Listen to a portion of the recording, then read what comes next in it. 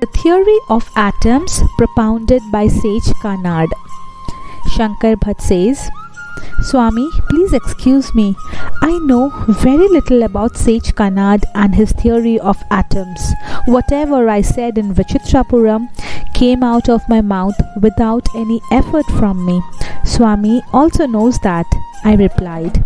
Compassionate Sri Palani Swami explained it to me in the following manner. The entire creation is made up of superior atoms. Due to the existence of particles much finer than atoms, electrical current flows gets generated. Just as the various planets rotate in different orbits around sun, these finer particles rotate with incredible velocity around their central point in their respective orbits. All the emotional vibrations of living creatures are much subtler than the finer particles. Nothing will remain constant in this pulsating universe. Change is its nature. Changing every moment is its natural trait.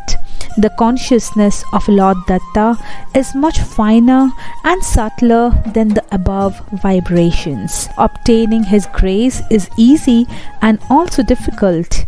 When each atom or particle is divided infinitely, each part of the atom becomes equivalent to a void.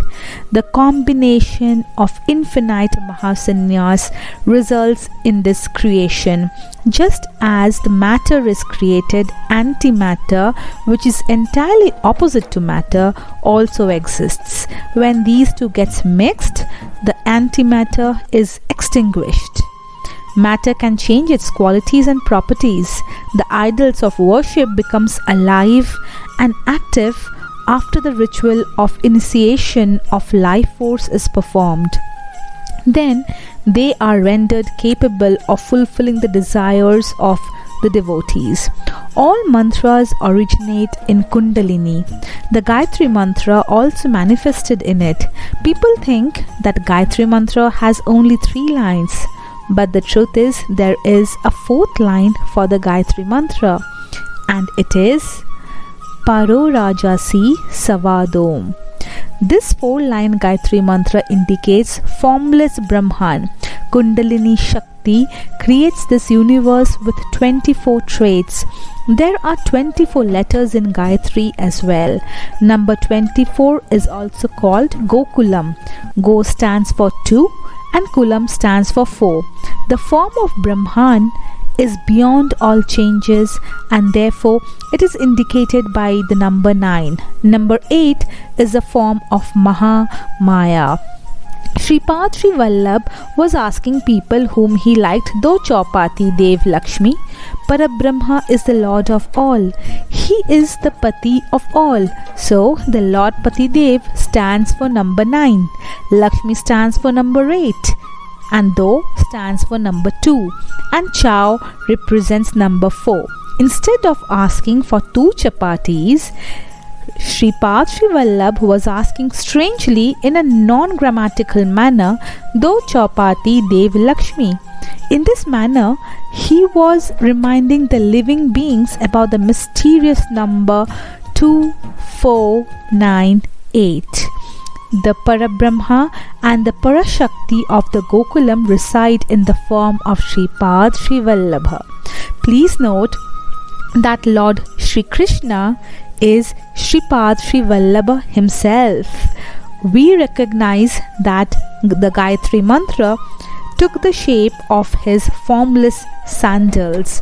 My son Shankara, 12 kinds of variations exist in the gross human body. The gross body, which can be experienced by all, is subjected to the influence of the gross sun. Through the practice of the Kriya Yoga discipline, one can obtain bodies with more and more subtler variations.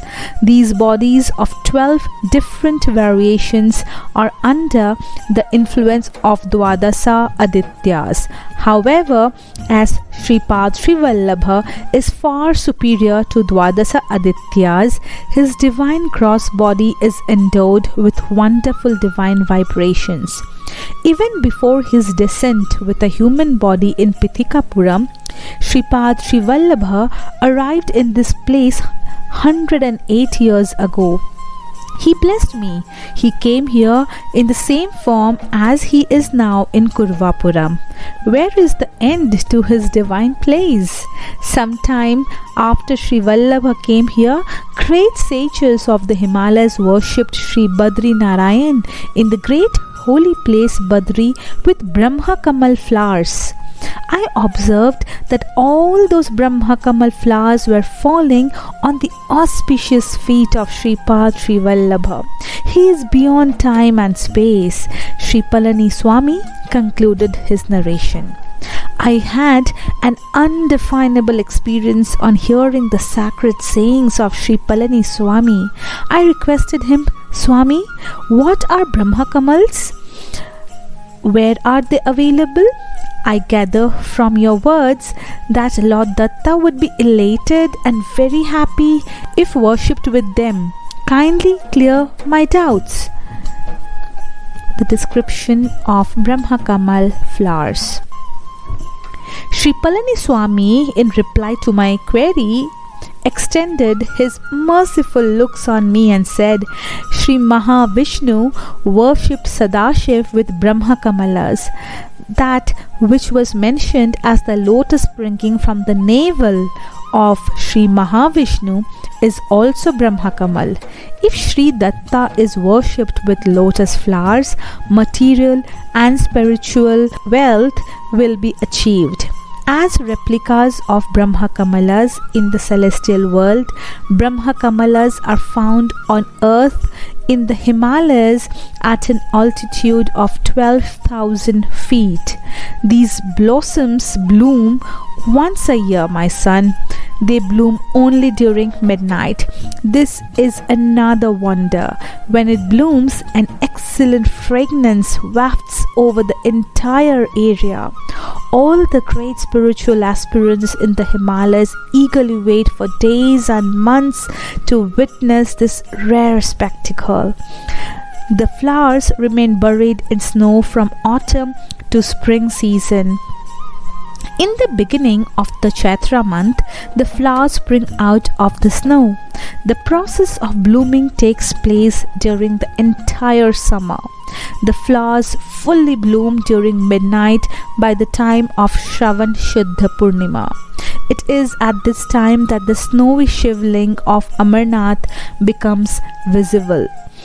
My dear Shankar, this wonderful miracle takes place now and forever for the benefit of spiritual seekers, great sages and siddhas living in the Himalayas. All sins gets destroyed just with the mere glance or just by looking at the Brahma Kamals. Obstacles to yoga cease. This miracle confers instantaneous results. Therefore, yogis and ascetics attain higher status in their respective paths. After it blooms, the Brahma Kamal flower disappears. After all, those who are destined to see it had completely seen it. My son Shankara, I want to remain in complete penance for 10 days. If any distressed people come here, yourself and Madhav have to arrange for their darshan without causing disturbance to my deep meditation. If any dead one bitten by a snake is brought here, tell the people who brought the body as my order that they should leave the body in the waters of a river or that they should bury the corpse in the earth.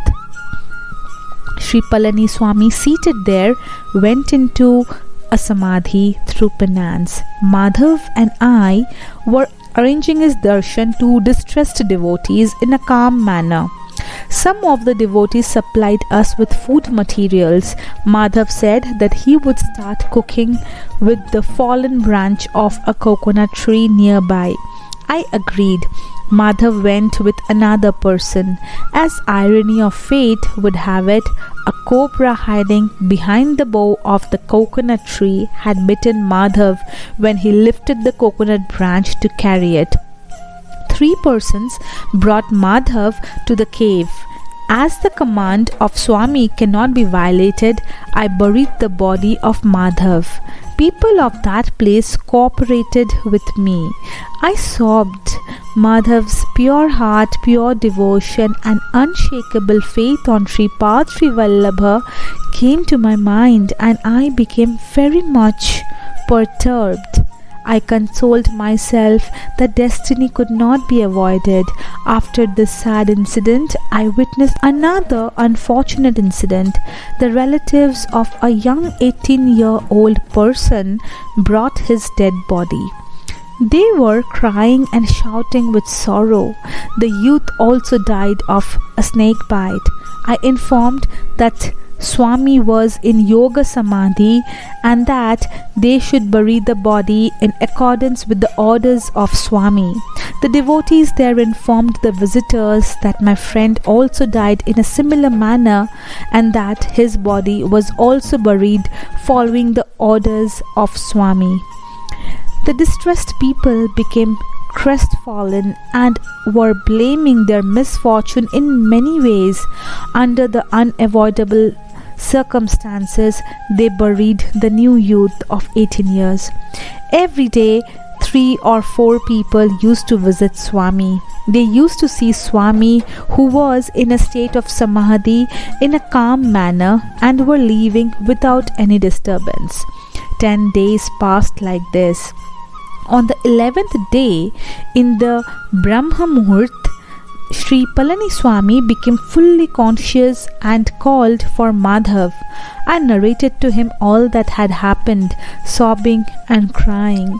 Then Sri Palani Swami consoled me and looked at me with his yogic power. That yogic look caused a great movement in my spinal cord and created an unbearable pain. Sri Palani Swami saw me again with his placid looks. My pain disappeared. He said, "My dear, Madhav does not have the fortune of seeing Sripada Srivallabha with his physical body. For the last 10 days, his subtle body is in Kuruvapuram in the presence of Sripada Srivallabha. His desire is fulfilled irrespective of what had happened. The sportive plays of Sripada Srivallabha are unimaginable. No one can comprehend the mysteries of time, fate and causes. That is possible only for Sripada Srivallabha. Sripad has entrusted me the responsibility of introducing life of Madhav into his gross body. We must perform that task immediately."